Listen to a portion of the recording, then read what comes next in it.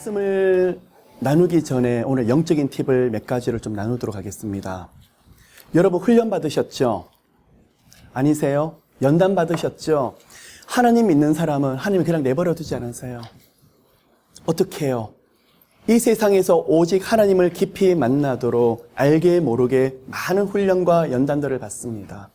자, 어떤 시간에 가서는 평범하지가 않습니다. 되는 일이 안 되어집니다. 생각지도 못했던 사람 훈련을 받습니다. 또한 여러 가지 재정적으로 막힙니다. 진로 장래가 막힙니다. 그럴 때 우리가 느껴지는 감정은 좌절이며 절망일 것입니다. 모든 것이 막혀지는 것처럼 느껴집니다. 여러분, 이 상황이 무슨 시간이라고요? 연단의 시간, 훈련의 시간이라고 말을 합니다. 여러분, 많은 분들이 이 시간을 보내셨습니다. 또 지나가는 분도 계실 것입니다. 그러면 첫 번째 영적인 팁을 나누도록 하겠습니다. 어떤 분들은 보았을 때 연단의 시간이 다 마무리가 되어 가는구나 하고 느껴지는 분들이 계십니다. 어떤 분들은 저분은 아직도 훈련을 좀 더 받아야 되겠구나 하는 분들이 있습니다. 제 생각이 아니고요.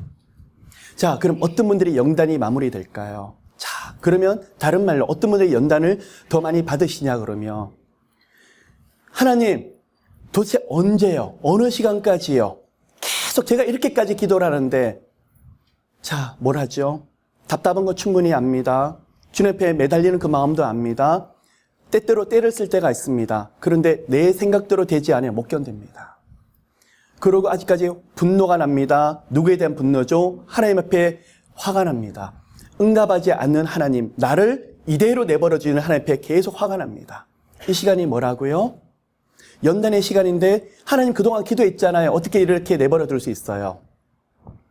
자, 이분을 봤을 때 뭐가 문제입니까? 내 시간, 하나님 응답의 시간이 내 시간에 맞춰지길 원하고 내 방법대로 하나님께서 응답하길 원하십니다. 죄송하지만 조금 더 기다려셔야 될 거예요. 자, 어떤 분이 이제 저분은 연단이 이제 거의 다 마무리되셨구나. 우리가 대충 짐작할 수 있습니다. 하나님, 이제는 다 내려놓습니다.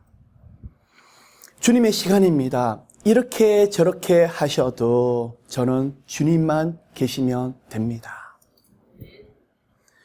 예전에는 그렇게 때를 쓰면서 하나님 이거 안 하면 저는 죽을 것만 같아요. 응답 안 하면요 저 정말 죽을 거예요.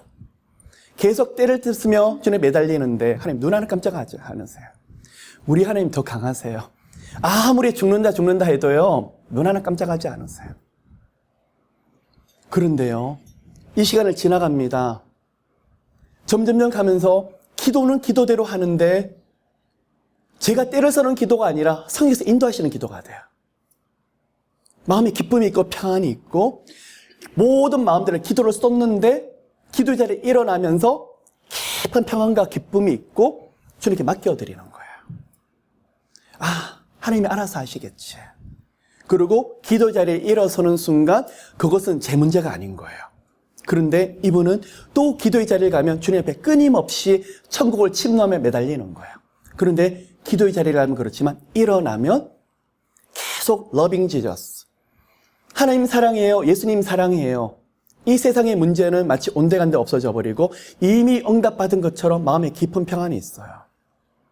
제가 이런 분을 보았을 때 저분은 이제 훈련의 시간이 다 마무리가 되어가는구나 하고 느껴집니다. 여러분, 하나님은 여러분의 가정을 여러분보다 하나님 더 사랑하세요. 여러분의 자녀, 이런저런 문제가 있고 진로 장래가 막혔을 때 속상하시죠? 몸이 아프거나 그럴 때 마음 아프시죠?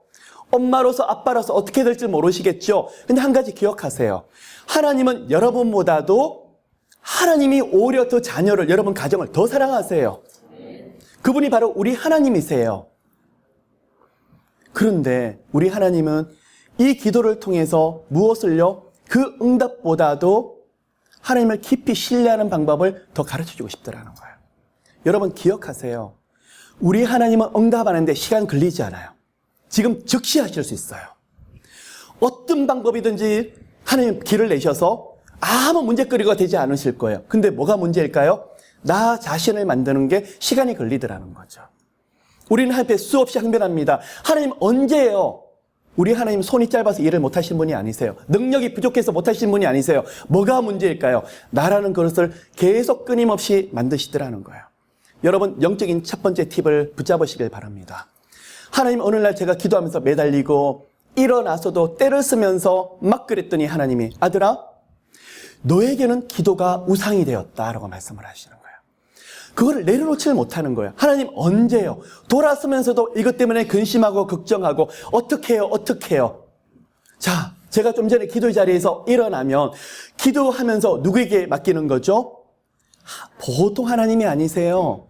전지전능하신 이 세상의 주인 되신 이 세상을 창조하신 하나님께 기도를 드렸는데 저는 뒤돌아서서 이 문제를 그대로 제가 짊어지고 마치 제가 해결할 것처럼 나오더라는 거예요.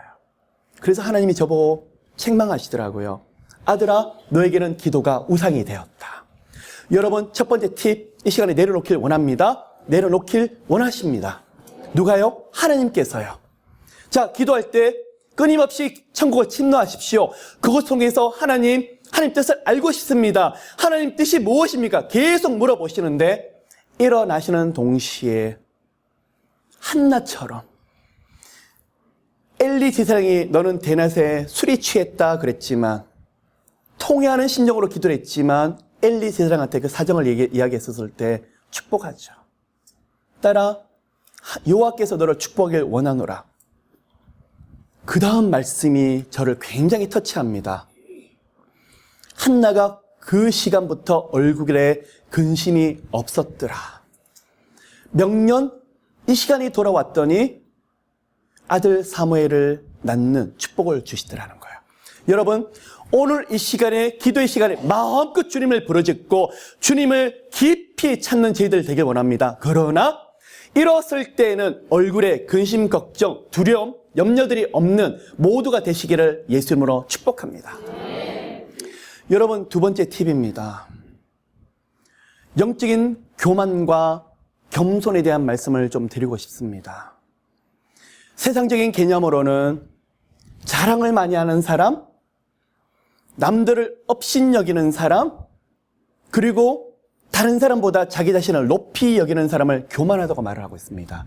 예, 그분도 교만하다고 맞습니다. 그런데 영적인 교만은 좀 달라요. 밖으로 표가 나지 않을 수 있어요.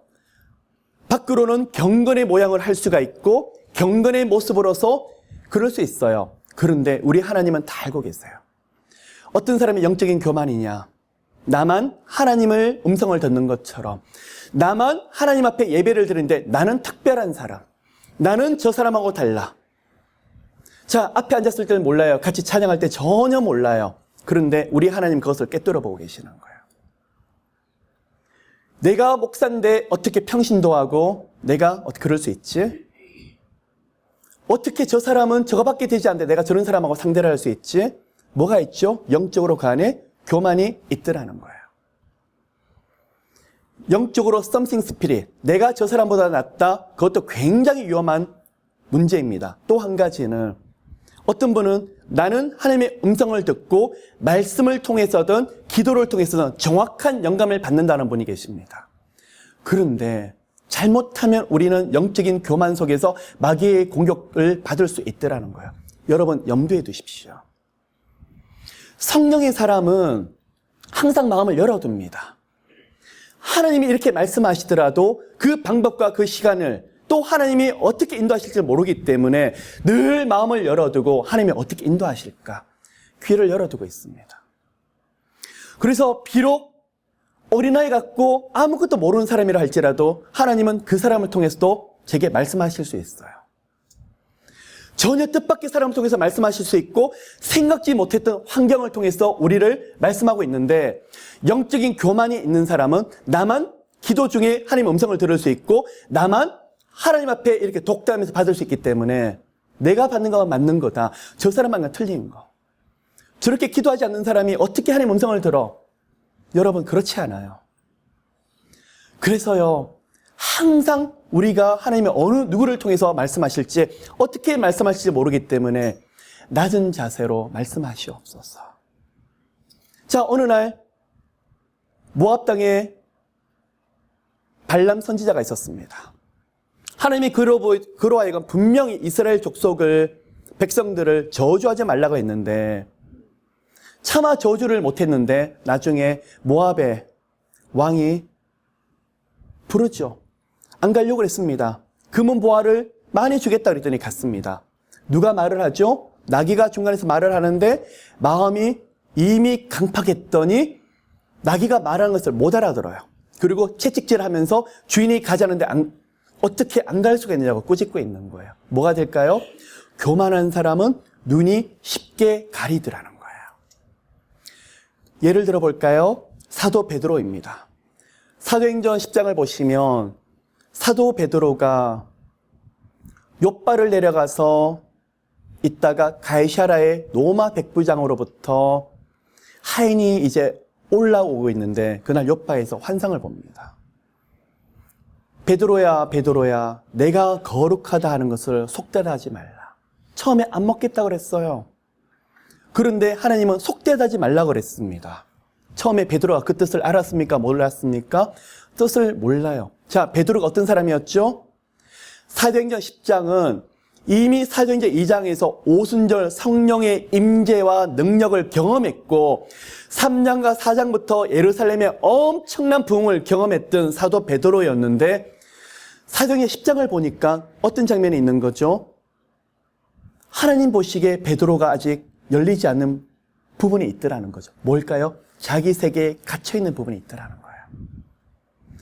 10장을 통해서 보았더니 이방인과 교제하는 것은 하나님이 금하신 것이라 그러면서 하나님은 분명히 예수께서 말씀하시기를 땅 끝까지 이르러 내 증인이 되라 그랬는데 베드로는 전통적인 사고방식에 사로잡혀서 예루살렘과 유다를 벗어나서 복음을 전하려고 하지 아니하더라는 거예요.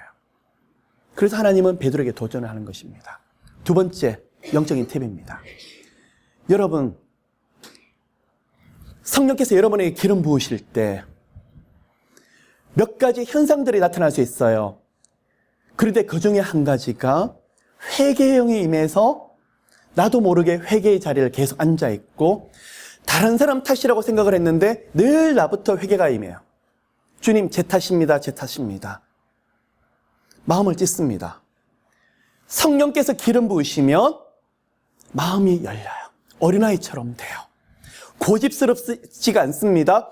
나만 맞지?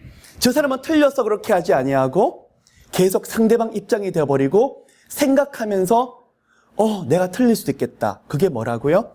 겸손. 여러분, 저 역시도 기도를 합니다.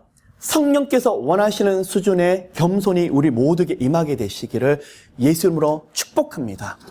그 영혼에게 하나님의 음성을 들려줄 것이며 그 영혼에게 친밀하게 주님 대하실 것이며 그 사람에게 하나님 생각지 못한 은사를 부어주실 거예요. 근데 나만 맞다? 나만 고집스럽게 주장한다 그러면 아마 영적인 금은 보화들을 많이 놓칠 수 있겠습니다. 여러분, 그러한 겸손의 축복이 여러분 가운데 함께 하시기를 예수 이름으로 축복합니다. 요수아서